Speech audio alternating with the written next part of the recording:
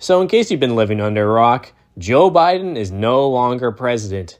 Many people are saying, worst president ever, get him out of here, good riddance, absolute disaster. And you're going to see tons and tons of videos just dunking on Joe Biden, calling him out, and rightfully so. Maybe not for the right reasons, but I decided today, let's take an objective, honest look at Joe Biden's presidency, the positives, the negatives, and overall, what is Joe Biden's legacy going to be? How are we going to look at Joe Biden 5, 10, 20 years down the road? And where does he rank with the other presidents? So let's go into the positives. In my opinion, the crowning jewel of the Biden administration is pulling out of Afghanistan. Long overdue, needed to happen. And this is back when Joe Biden would actually fight. His first 2 years in office, he actually was a fighter. And when he pulled out of Afghanistan, the media was calling him out like, oh my God, absolute disaster. Look what's happening. You got all the Republicans saying like, oh my God, you don't leave. What a disgrace. And Biden's like, you know what? You guys are wrong. I'm going to do the right thing and I'm going to stand by that. And massive props to Joe Biden. This is when the right called him Dark Brandon because, yes, he was actually fighting for good policies. Second, you got the Inflation Reduction Act. But we're going to get back into the Inflation Reduction Act and the negatives as well. But the Inflation Reduction Act definitely is a good piece of legislation. It's a very complicated one, has a lot of different policies in there. But the most noteworthy ones is a 15% minimum corporate tax rate. That's an absolute game changer. You got some lower drug prices, and you got a lot of pro-labor policies in there.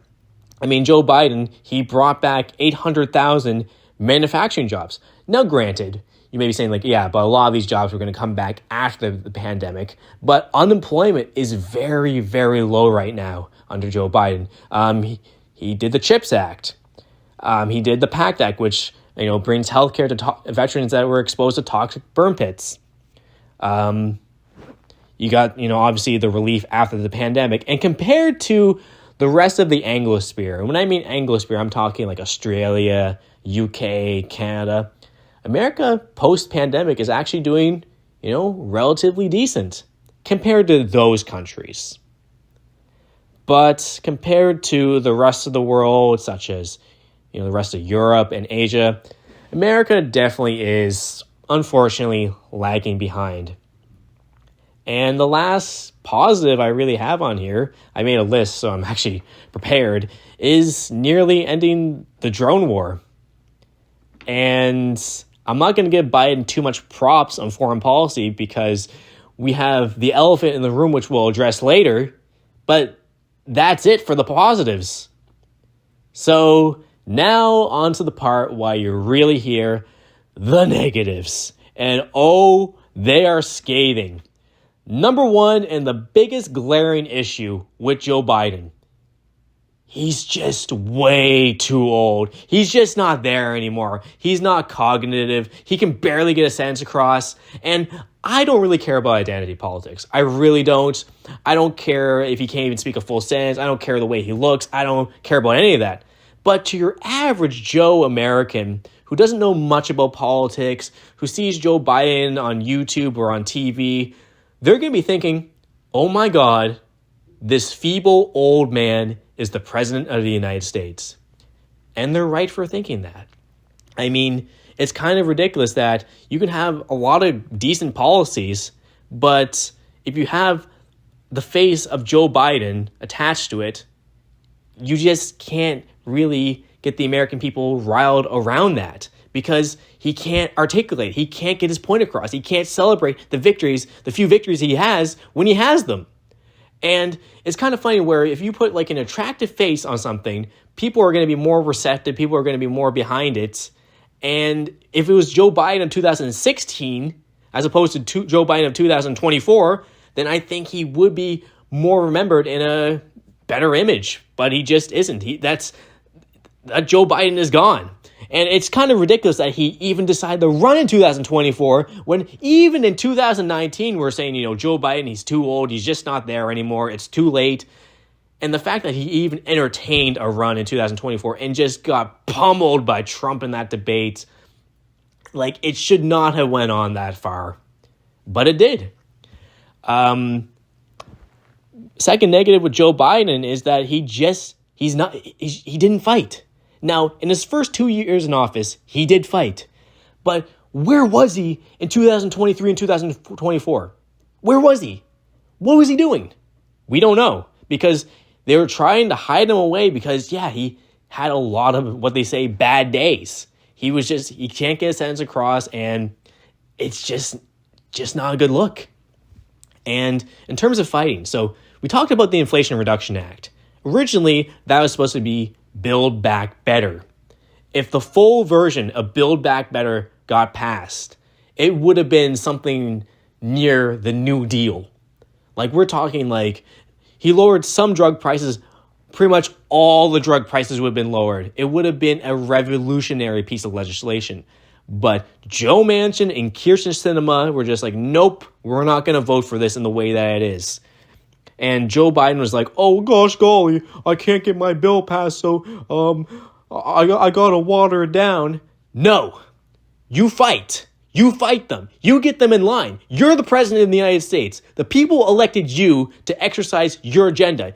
You fight them. And if you can't get them to sign on, you have to make a deal with them. Why didn't you say, like, hey, Joe Manchin, let's do an infrastructure bill. Let's do a bunch of stuff for West Virginia to get you on board. Same thing with Arizona. He didn't do that. So they had to water down Build Back Better. And yes, it's still a good piece of legislation, but it's nowhere near what it could have been. Same thing with the student debt relief. I mean, Democrats' base is younger voters. And he tried to erase student debt, but that got slapped down, and then never a word after. Why not? Why didn't you go out and say, hey, Kyrsten Sinema, Joe Manchin, all the Republicans, I'm trying to make your life better, and look at them. They're actively trying to make your life worse. Look at this. And just rally people around that. He didn't do that. He just quietly went away. And for his last 2 years in office, he was pretty ineffective. He didn't really do anything.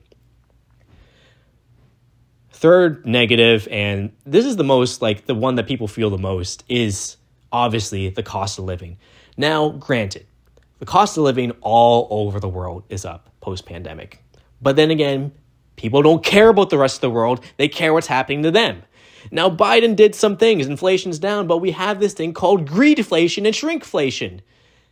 It is rampant. And people are really, really angry. And this is only getting worse when Joe Biden's in power. Why didn't he introduce a piece of legislation that would clamp down on shrinkflation and greedflation? Why? And it's just unrelenting, just the corporate greed right now. Now, Kamala Harris was campaigning on hey, we're going to end grocery stores price gouging. Why didn't they do that during the election? Why not throw a bone to the American people who are hurting so much right now? And that leads into my next point, is the homelessness epidemic is just through the roof under Biden. And not enough is being done. I mean, the infrastructure itself is lagging behind. America's infrastructure is basically the same infrastructure from the 1960s. I remember when I went to Japan in 2023. Japan is the crowning example of infrastructure. America is so far behind, it's insane. Even in Eastern European countries are some of these countries are doing laps around America in terms of infrastructure. I mean, look at China. China's not an example for human rights, but in terms of infrastructure, they run laps around America. And here's the thing, okay? Joe Biden wasted so much taxpayer money on foreign affairs. And whether you're on the left or on the right, I think we can agree that you would rather all that taxpayer money be used in America first. When Trump says America first, it resonates because Joe Biden is so busy funneling all this money to Ukraine, funneling all this money to Israel, where American infrastructure is crumbling, people are struggling, and he ships millions upon millions of dollars to foreign conflicts and foreign lands. Unacceptable, and everybody should be outraged no matter what end of the political spectrum they're on. Okay, and that's not even getting into the atrocities that are happening in Palestine right now. I mean, where to even start with that? I don't want to get too much into detail because you've heard it time and time again, but we're going to be looking at the history books in this, 20 years and oh my God, what on earth were you doing? Like, absolute atrocities, one of the worst human rights, just atrocities of our lifetime. Absolute disaster. And even if you're on the right, you have to admit that you'd rather all that taxpayer money going to America first. When Trump says America first, it resonates because, yeah, who wants all their money being sent to foreign conflicts? You tell me. Yeah, so, I mean, and, oh God, then let's take another example. Even Ronald Reagan in the 1980s, when Israel was bombing Lebanon, he calls them, he says, hey, this is really extreme. Stop it. And that's all it took. Biden never attempted to stop Israel. Not once. He had a phone call oh, you shouldn't, kill all these civilians. And Benjamin Netanyahu's just justified. And Biden's oh, well, I guess there's nothing I can do.